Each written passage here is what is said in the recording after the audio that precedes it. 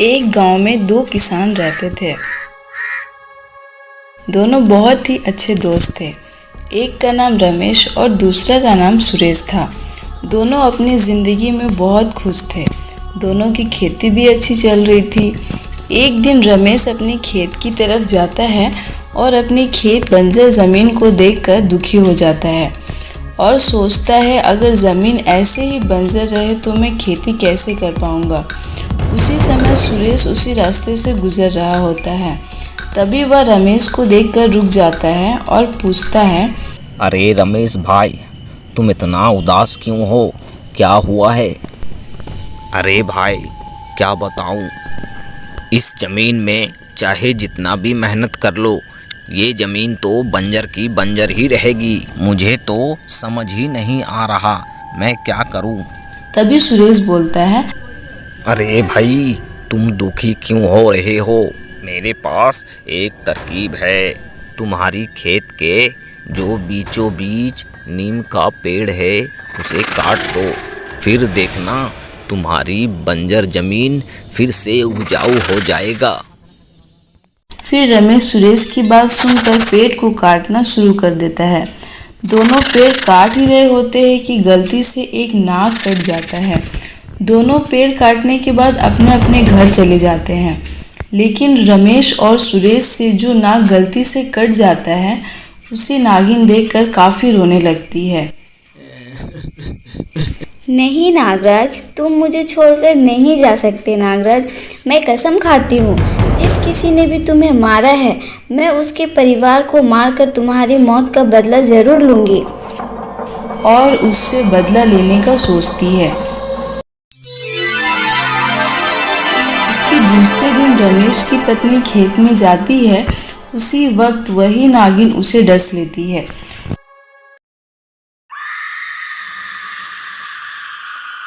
और रमेश की पत्नी का शरीर पूरा नीला पड़ने लगता है। रमेश और उसकी बेटी दोनों उसका इंतजार करते रहते। अरे बेटी, तुम्हारी माँ तो अब तक नहीं आई। और रमेश अपनी पत्नी को देखने खेत की तरफ चला जाता है। जैसे वह खेत में पहुंचता है तो वह अपनी पत्नी का नीला शरीर देखकर बहुत घबरा जाता है और उसे उठाने की कोशिश भी करता है, लेकिन उसकी मृत्यु हो जाने के कारण वह नहीं उठती है। अरे पुष्पा, तू मुझे छोड़कर चली गई। अब मैं तुम्हारी बेटी को क्या जवाब दूंगा?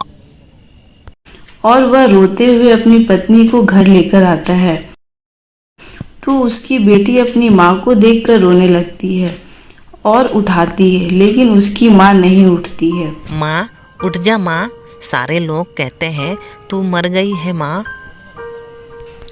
इस घटना के बाद रमेश के ऊपर दुखों का पहाड़ टूट जाता है। कुछ महीनों के बाद रमेश अपने खेतों पर ध्यान देने लगता है और उसकी बेटी भी रमेश के साथ खेत पर जाया करती थी। इस साल बारिश अच्छी होने के कारण फसल भी अच्छी हुई। अब रमेश को किसी बात की कमी न रही। एक दिन रमेश अपने खेत से घर लौट रहा था, तभी रास्ते में उसे सुरेश मिलता है और बोलता है, अरे रमेश भाई, अब तो सब ठीक हो गया है। मेरी मानो तो अब तुम दूसरी शादी कर लो, इससे तुम्हारी बेटी को माँ भी मिल जाएगी और तुम्हारा ख्याल रखने वाला बीबी भी। अरे सुरेश भैया, ये कैसी बहकी बहकी बातें कर रहे हो? अब मेरा उम्र रह गया है शादी करने का। तुम उम्र के पीछे मत जाओ, अभी तो उम्र शुरू हुई है। तुम कहो तो मैं बात चलाऊं। उस दिन तो रमेश की बात को टाल देता है और घर चला जाता है।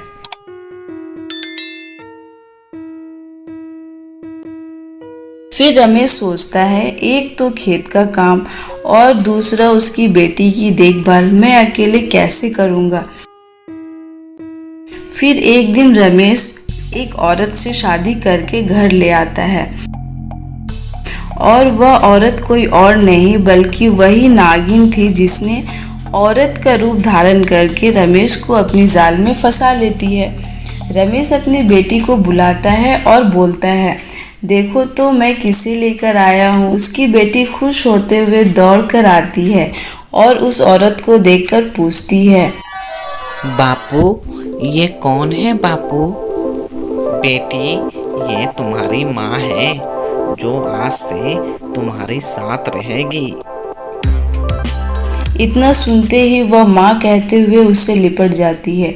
लेकिन वह नागिन तो सोच रही थी कि उसे अभी डस लूँ, लेकिन वह अपने मन के गुस्से को शांत करके उसे गले लगा लेती है और मन में बोलती है, मैं तो तुझे तड़पा तड़पा के मारूंगी। फिर दूसरे दिन रमेश खेत पर चला जाता है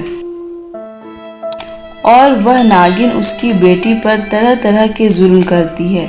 उसे खाना न देना, मारना तो आम बात हो गई थी। वह नागिन तो उसे घर का सारा काम करवाती थी। वह काम करके इतना थक जाती थी कि अपने पिता के आने से पहले ही सो जाती थी। एक दिन जब रमेश खेत पर काम कर रहा होता है, तब सुरेश वहां आता है और बोलता है, अरे ओ रमेश, तू दिन भर काम में लगा हुआ रहता है, कभी कभी अपने घर पे भी देख लिया कर। अरे भैया अब क्या हो गया है?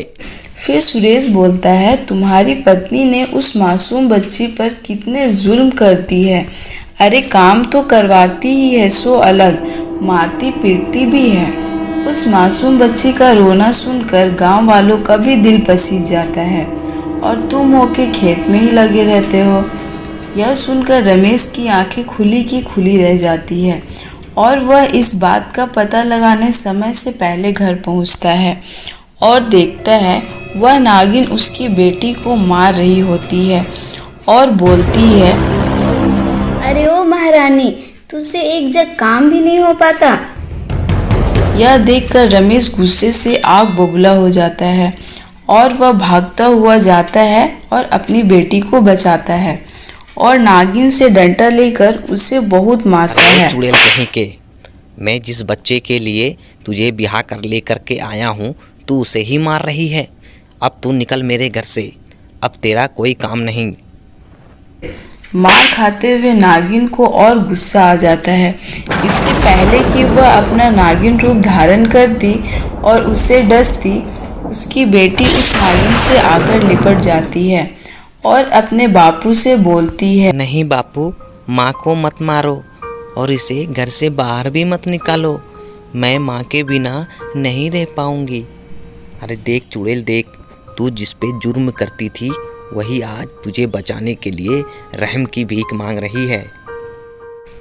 उसकी बेटी की बात सुनकर नागिन का सारा गुस्सा खत्म हो जाता है और उसकी बेटी की आंखें नम हो जाती है और मन ही मन यह बोलती है, मैंने यह क्या कर दिया। पहले तो मैंने इसकी माँ को मार दिया और फिर इस मासूम बच्ची पर इतना जुल्म किया। फिर वह नागिन रो रोकर अपनी गलती की माफ़ी मांगती है और बोलती है, मुझे माफ़ कर दो, मैं भटक गई थी, मैं तुम्हारी गुनहगार हूँ, मुझे एक मौका दे, अब कभी शिकायत का मौका नहीं दूंगी।